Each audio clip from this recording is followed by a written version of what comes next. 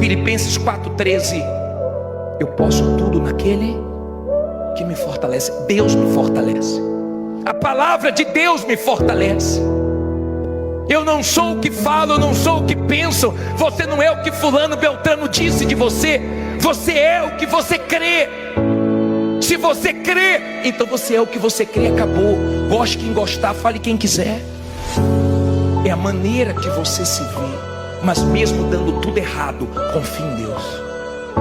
Mesmo dando tudo errado, mesmo saindo do teu controle, mesmo acontecendo o contrário do que você esperava, continue confiando em Deus, mas confia mesmo. Quando a sua fé está na palavra de Deus, na promessa de Deus, cedo ou tarde, o que Ele prometeu acontece. Porque para Deus, os nossos problemas não significam nada. Para Deus, aquilo que é dificuldade para nós, para Ele não é nada.